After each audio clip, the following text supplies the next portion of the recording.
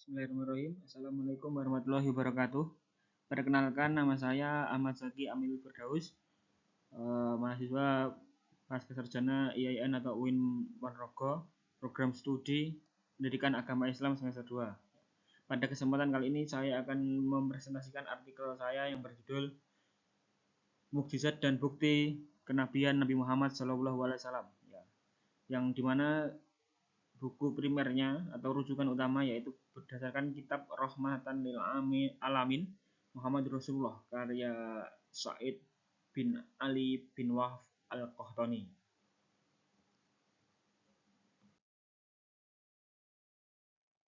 Jadi ini adalah profil saya, Ahmad Zaki Amil Firdaus, atau penulis dari artikel ini.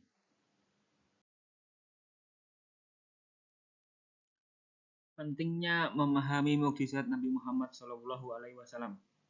Qala Rasulullah sallallahu alaihi wasallam, ma minal anbiya'i min nabiyyin illa waqad uti minal ayati man amana alaihil bashar. Wa inna ma kana alladhi utiyahu wahyan awhahu Allahu ilayya. Fa arju an akuna aksaruhum tabi'an yaumal qiyamah. Rasulullah Shallallahu Alaihi Wasallam bersabda, tidak ada seorang nabi pun di antara para nabi melainkan telah diberikan tanda-tanda atau mukjizat yang membuat manusia beriman kepadanya atau percaya kepadanya. Dan sesungguhnya yang diberikan kepadaku adalah wahyu yang diturunkan Allah kepadaku, yaitu Al-Quran. Maka aku berharap menjadi nabi yang paling banyak pengikutnya pada hari kiamat. Hadis riwayat Bukhari Muslim.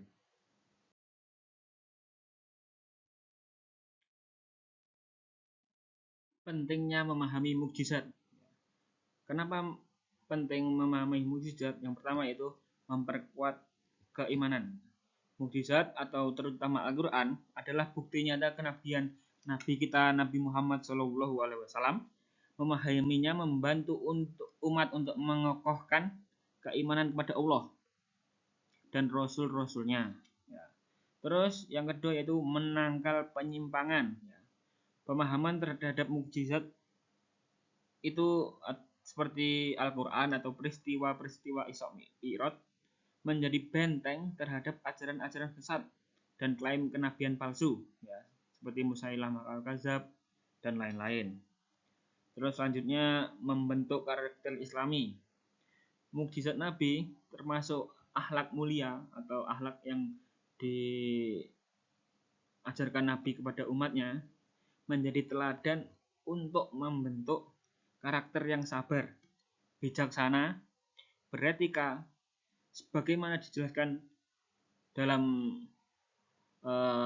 hadis dan sunnah-sunnah Nabi Muhammad SAW. Dan yang keempat yaitu relevansi kontemporer. Mukjizat Al-Quran atau kitab suci Al-Quran sebagai mukjizat abadi yang mengandung solusi untuk segala permasalahan yang baru muncul di masa modern ini, seperti fenomena ilmiah atau nilai keadilan, sehingga pemahamannya sangat relevan sepanjang zaman. Jadi tidak hanya berlaku ketika zaman dulu atau zaman sekarang, tapi juga dari dulu sampai sekarang sampai nanti hari kiamat atau setelah hari kiamat itu masih relevan. Itu adalah salah satu kelebihan atau keunggulan dari Al-Quran. Terus bahaya jika tidak memahami mukjizat. Yang pertama yaitu krisis keimanan. Kurangnya pemahaman terhadap mukjizat seperti Al-Quran atau peristiwa-peristiwa terbelahnya bulan, Isra Mi'raj dan lain-lain dapat menyebabkan keraguan terhadap kebenaran risalah Islam. Seperti ada contoh klaim-klaim nabi palsu, salah satunya ada di Jombang dan juga di Ketapang, Kalimantan. Itu pernah ada orang yang mengaku sebagai nabi. Yang kita ketahui bahwa nabi akhir zaman itu Nabi Muhammad, bahwa tidak ada lagi nabi setelahnya. Jadi mereka-mereka yang mengaku nabi zaman sekarang itu semuanya dipastikan palsu. Terus selanjutnya penyimpangan akidah. Tanpa pemahaman yang kuat tentang mukjizat, umat Islam rentan terpengaruh oleh ajaran-ajaran sesat. Ya.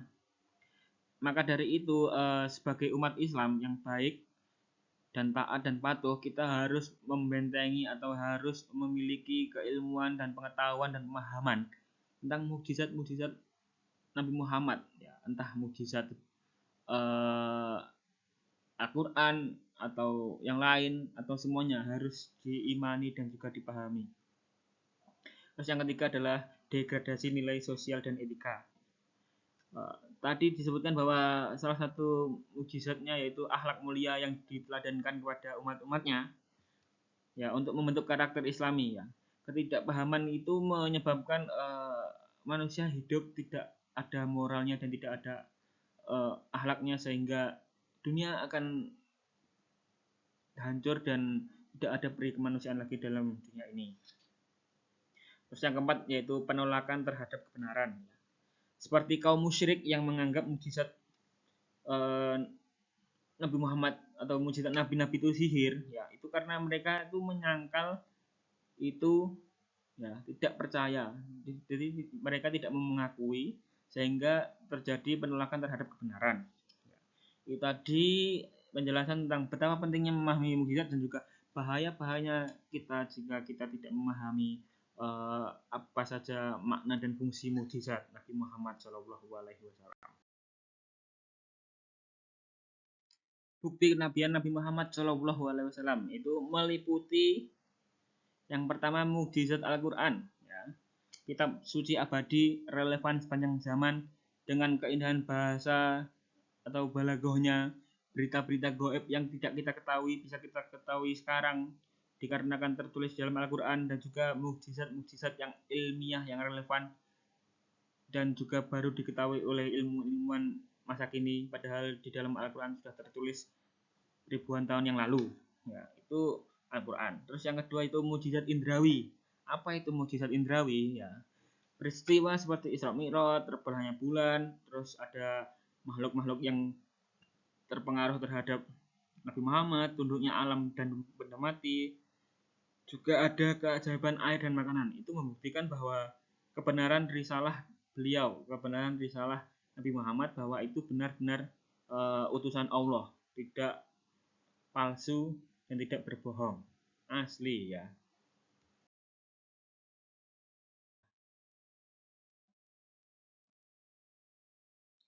Sekarang kita menuju ke mukjizat Al-Quran. Nah, keistimewaan Al-Quran. Apa aja keistimewaan Al-Quran? Ya.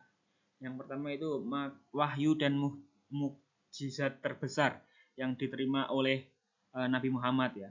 Al-Quran adalah kalamullah atau firman Allah atau kata-kata dari Allah langsung yang diwahyukan kepada Nabi Muhammad SAW dan merupakan mukjizat terbesar yang diterima oleh Nabi Muhammad sebagai bukti utama kenabian atau tanda dimulainya kenabian Nabi Muhammad dengan turunnya ayat Al-Quran atau turunnya wahyu yang dibawa oleh malaikat Jibril, yaitu apa?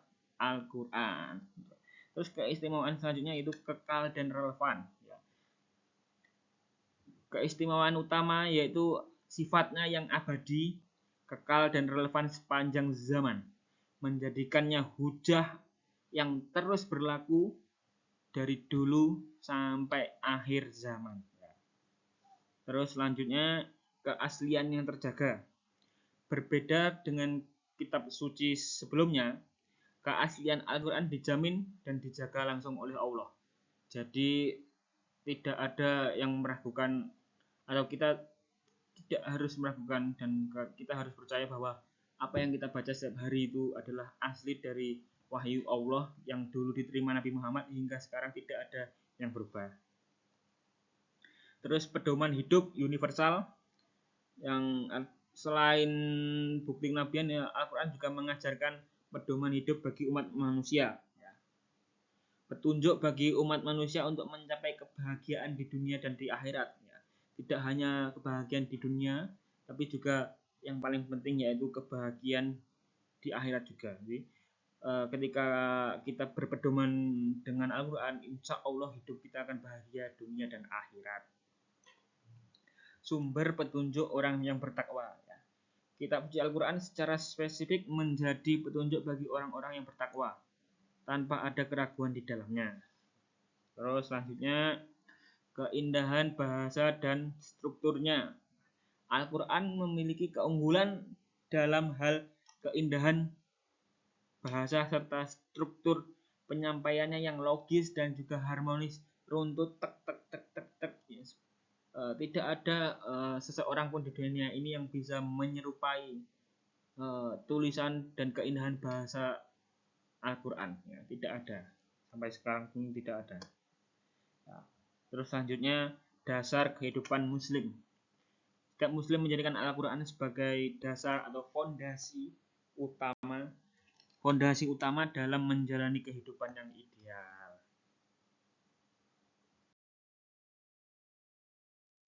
Selanjutnya, dimensi Al-Quran. Al-Quran memiliki berbagai dimensi kemukjizatan yang membuktikan bahwa ia wahyu dari Allah. Di antaranya yaitu kemukjizatan bahasa atau i'jazul lugawi. Ya. Al-Quran memiliki tingkat keindahan bahasa, kefasihan atau balaghah, dan retorika yang tak tertandingi. Ya. Para sastrawan dan juga ahli bahasa Arab pada masa turunnya Al-Quran pun tidak mampu meniru atau menandingi. Ya, meniru aja tidak mampu, apalagi menandingi gaya bahasa Al-Quran. Ya. Terus pemberitaan hal gaib, ijazul ghaibi. Ya. Al-Quran mengabarkan peristiwa-peristiwa gaib yang tidak mungkin diketahui oleh Nabi Muhammad, ya, seperti masa lalu atau kisah-kisah detail para nabi terdahulu dan umat-umat sebelumnya, seperti kisah Fir'aun pada zaman Nabi Musa dan lain-lain. Ya. Itu semua termaktub dengan jelas di Al-Quran. Terus masa kini, ya, atau saat itu ketika turun, itu mengungkap rahasia dan niat tersembunyi dari kaum munafik. Terus masa depan, ramalan tentang peristiwa yang akan terjadi seperti kemenangan bangsa Romawi itu terjadinya setelah turunnya Al-Quran. Jadi sebelum terjadi, Al-Quran sudah menuliskan di dalamnya itu bahwa bangsa Romawi akan menang atas Persia, yang kemudian terbukti itu benar. Terus selanjutnya, kesempurnaan syariat atau ijazah tasyri. Ya. Al-Quran membawa sistem hukum atau aturan atau syariat, ya, yang sempurna dan mencakup seluruh aspek kehidupan, iman, hukum, ekonomi, sosial, masyarakat, dan lain-lain, semuanya terkandung dalam Al-Quran. Ya. Syariat atau hukum itu bertujuan untuk melindungi 5 pokok utama kemanusiaan, yaitu agama, jiwa, akal, keturunan, dan juga harta. Hukum di dalam Al-Quran itu bersifat adil atau universal dan juga abadi untuk setiap waktu dan tempat. Berbeda dengan hukum buatan manusia yang selalu butuh revisi. Ya. Terus selanjutnya yaitu isyarat atau isyarat ilmiah, ijazul ilmi. Al-Quran mengandung fakta-fakta ilmiah yang baru dapat dibuktikan oleh ilmuwan-ilmuwan sains era modern, ya, jauh setelah waktu turunnya. Jadi turunnya udah ribuan tahun yang lalu, baru ditemukan setelah dekat-dekat ini, atau baru 1000 tahun setelahnya, atau 200 tahun, 300 tahun setelahnya. Contohnya yaitu mencakup fenomena alam seperti struktur langit, proses perkembangan janin, itu pertemuan dua lautan yang tidak bercampur, dan proses penyerbukan pada tumbuhan. Itu adalah salah beberapa contoh-contoh isyarat ilmiah yang sudah termaktub dalam Al-Quran. Kemudian kita lanjut ke mukjizat fisik atau indrawi. Yang pertama yaitu ada mukjizat langit. Ya. Apa aja mukjizat langit? Ya, yang pertama yaitu peristiwa terbelahnya bulan atau insyiqaqul qamar. Mukjizat ini terjadi ketika kaum Quraisy di Mekah itu meminta Nabi Muhammad untuk menunjukkan tanda kebenaran kenabiannya. Ya. Jadi atas izin Allah, Nabi Muhammad itu menunjukkan bulan yang telah terbelah menjadi dua bagian seperti gambar tersebut, begitu jelas hingga Gunung Hira terlihat di antara kedua belahan tersebut ya. Dasar dan bukti ilmiahnya peristiwa ini diabadikan oleh di dalam Al-Qur'an surat Al-Qamar ayat 1, dan juga beberapa kalangan mengaitkan kebenaran peristiwa ini dengan penemuan-penemuan masa kini seperti NASA dan lain-lain. Ini sudah terbukti bahwa ada bekas pembelahan di bulan. Terus selanjutnya ada peristiwa Isra Mi'raj,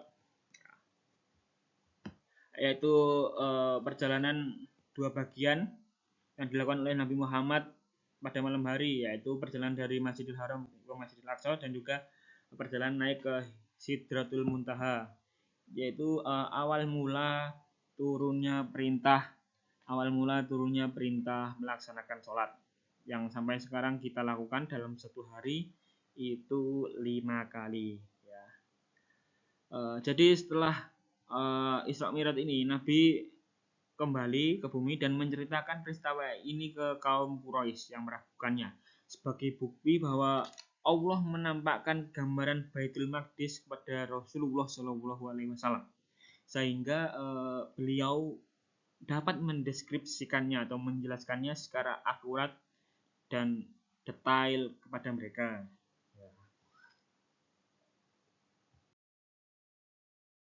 Kemudian selanjutnya mukjizat indrawi yang selanjutnya yaitu pengaruh terhadap makhluk ya. Ada 3. Yang pertama pengaruh terhadap manusia ya, seperti menyembuhkan penyakit fisik, mengatasi gangguan jin dan setan ya. Jadi Rasul pernah membuktikan dengan menyembuhkan mata Ali bin Abi Thalib yang sakit, terus juga menyembuhkan patah tulang Abdullah bin Atik yang ketika dipegang langsung seketika sembuh, dan juga menyembuhkan luka-luka di kaki sahabat secara total. Jadi kaki sakit parah, kaki salah satu sahabat itu sakit parah, Nabi Muhammad datang dipegang langsung seketika sembuh ya. Terus juga mengatasi gangguan jin dan setan ya. Nabi juga dapat mengusirnya dengan ada salah satu umat yang diganggu oleh jin, yaitu Nabi langsung mengusirnya dan langsung mendoakannya, dan setan atau jinnya itu langsung pergi. Jadi ada yang kerasukan atau kesurupan, Nabi mendatanginya dan mengusirnya, setannya langsung pergi keluar dari tubuh dan tidak mengganggu umat itu lagi ya. Terus yang kedua itu pengaruh terhadap jin dan setan ya. Ketundukan dan pengusiran ya. Jadi jin dan setan itu tunduk kepada beliau dan dapat diusir hanya dengan ucapan atau doa ya. Itu salah satu mukjizatnya. Terus yang ketiga yaitu pengaruh terhadap hewan ya. Ada suatu contoh hewan-hewan itu menunjukkan ketundukan yang luar biasa yang bisa dibilang tidak masuk logika lah, itu kepada Nabi Muhammad ya. Ada beberapa contoh. Yang pertama itu adalah hewan unta yang datang mengadu dan bersujud di hadapan Nabi. Jadi unta itu datang mengadu dan bersujud di hadapan Nabi. Terus juga ada ular yang pergi setelah diperintahkan Nabi dan tidak kembali. Jadi ada Nabi bertemu ular dan pergi. Nah, ularnya pergi dan tidak kembali lagi ke tempat itu. Juga ada hewan-hewan yang mematuhi perintah Nabi Muhammad ketika diperintah. Wah, jadi sangat luar biasa Nabi Muhammad SAW.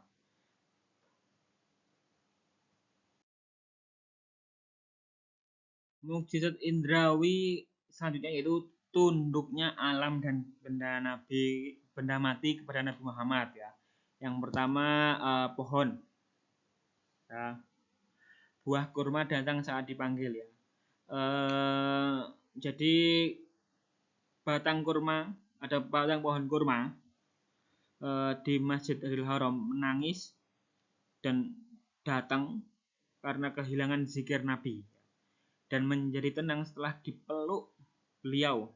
Ini menunjukkan perasaan atau kesadaran dari benda mati yang menunjukkan bahwa bernama mati aja tahu bahwa Nabi Muhammad itu adalah utusan Allah. Jadi itu sangat mukjizat yang luar biasa, yang istilahnya ya tidak sampai kepikiran kita bahwa pohon kurma akan menangis dan juga bersujud kepada Nabi karena kangen atau merasa kehilangan. Terus selanjutnya batu. Jadi sebelum Nabi Muhammad diangkat menjadi nabi atau rasul, ya, ada sebuah batu yang memberi salam kepada Nabi Muhammad, ya, yang Nabi pun masih mengingatnya hingga Nabi Muhammad itu menerima wahyu, ya. Jadi ada batu yang bersujud ketika Nabi Muhammad lewat, itu ketika sebelum Nabi Muhammad diangkat menjadi nabi, dan beliau juga menceritakannya kepada sahabat-sahabat yang lain. Terus juga ada gunung, ya, Gunung Uhud yang bergoncang, ya. Jadi Gunung Uhud itu bergoncang ketika perang Uhud, ketika Nabi dan para sahabat menaikinya, dan menjadi tenang setelah disentuh dan diperintahkan oleh Nabi. Jadi sebelumnya itu Gunung Uhud itu sangat bergoncang, sangat kencang, dan ketika Nabi Muhammad dan para sahabat itu naik dan langsung dielus-elus, gunungnya langsung berhenti berguncang. Terus awan, ya. Awan, yaitu awan menaungi Nabi dalam perjalanan, ya. Agar Nabi Muhammad tidak kepanasan, ya. Ada sebuah awan yang menemani perjalanan Nabi di atasnya, dan jadi menutupi dan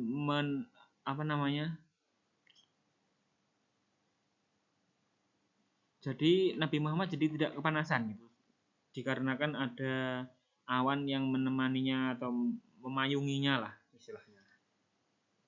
Terus angin, ya, angin dalam perang Ahzab.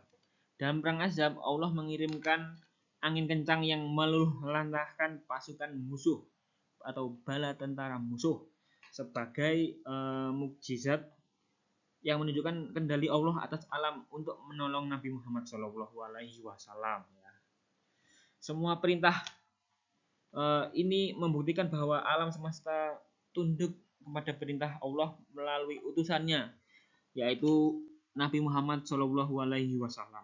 Bahkan sebelum wahyu turun, alam semesta pun sudah tunduk kepada Nabi Muhammad, ya, dan merupakan tanda-tanda kenabian beliau yang sangat-sangat luar biasa. Selanjutnya, bukti kenabian Nabi atau mukjizat Nabi itu keajaiban air dan makanan, ya. Keajaiban air. Nah, dua. Yang pertama, air memancar dari sela-sela jari, ya. Jadi ketika perjanjian Hudaybiyah, kaum muslimin itu kehausan. Kemudian Nabi memasukkan tangannya ke dalam wadah kecil dan air memancar deras ketika Nabi memasukkan tangannya ke wadah itu, ya, seperti mata air, sumber mata air, ya. Air tersebut cukup untuk diminum oleh dan diwudu oleh seluruh pasukan muslim, ya, yang jumlahnya ribuan ketika itu. Jadi sebelumnya tidak ada air sama sekali, kemudian Nabi Muhammad menyemplungkan tangannya contohnya ke ember atau ke tempat, langsung seketika muncul air, just gitu, ya, sangat banyak. Terus selanjutnya mata air yang melimpah, ya. Hal ini diriwayatkan oleh banyak sahabat, termasuk Anas bin Malik, ya, yang menjadi bukti kuasaan Allah, ya. Dalam ekspedisi Tabuk, ya, Nabi menemukan mata air yang kecil, ya. Setelah beliau mencuci tangan, ya, dan juga raup, mencuci tangan dan wajah, itu dengan sendirinya air yang kecil tadi langsung terkumpul melimpah, ya. Langsung genangan air itu langsung banyak, ya, terkumpul. Lalu kemudian air pun memancar deras, yang membuktikan bahwa itu mukjizat yang di luar nalar, ya. Dari mata air yang kecil jadi besar, mencukupi untuk diminum atau dijadikan bahan makanan bagi seluruh pasukan muslim. Jadi air yang sedikit itu cukup dan rata, semuanya kebagian pasukan muslim, semuanya kebagian. Jadi tidak ada yang kehausan lagi. Terus keajaiban makanan. Makanan berkah yang mencukupi kebutuhan orang. Jadi ketika perang Hondak, makanan yang disiapkan oleh Jabir bin Abdullah itu hanya sedikit lah istilahnya, dan hanya cukup untuk beberapa orang saja. Tetapi setelah Nabi memberkahinya, makanan tersebut cukup itu loh. Jadi seumpama ada 100 orang ketika itu, atau ada 1000 orang lah, tapi stok makannya hanya cukup untuk 50 sebelumnya. Yang tersedia hanya ada stok 50 porsi. Tapi ketika Nabi mengetahui dan memberkahinya, 50 porsi itu cukup, atau istilahnya berkali lipat menjadi 1000 porsi. Di mana seluruh pasukan itu kenyang, bukannya kok mangan sing sedikit-sedikit gitu, enggak. Jadi langsung kenyang dan semuanya kebagian.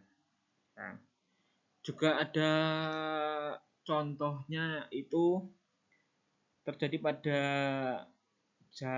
susunya Abu Hurairah yang tidak habis ya. Jadi Abu Hurairah itu kedatangan tamu beberapa sahabat, dan salah satu diantaranya itu Nabi Muhammad. Abu Hurairah menyuguhi tamunya itu dengan susu secangkir, enggak secangkir sih, sebotol. Logikanya kalau satu botol kecil susu itu hanya cukup untuk 1 atau 2 orang, tapi dengan izin Allah lewat perantara Nabi Muhammad SAW, semuanya kebagian susunya. Dari banyak orang, puluhan hingga ratusan itu yang bertamu, itu cukup, sangat cukup ya.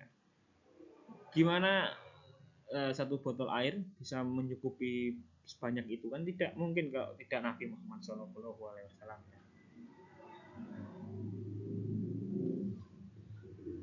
Jadi mukjizat-mukjizat di atas, entah mukjizat Al-Quran atau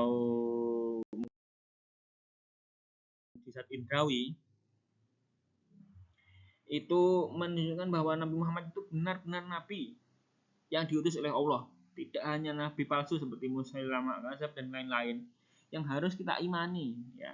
Kita imani nabiannya, dan juga kita ketahui dan kita pahami apa saja mukjizatnya, agar tidak terjadi hal-hal yang tadi sudah saya bicarakan, hal-hal yang membahayakan umat manusia karena ketidakpahaman atas mukjizat-mukjizat Nabi Muhammad SAW. Mungkin itu saja yang dapat saya sampaikan atau yang dapat saya presentasikan dari artikel saya. Bila ada kurang lebihnya, saya mohon maaf. Wahiron wabillahi taufik wal hidayah waridho wal inayah. Wassalamualaikum warahmatullahi wabarakatuh. Terima kasih.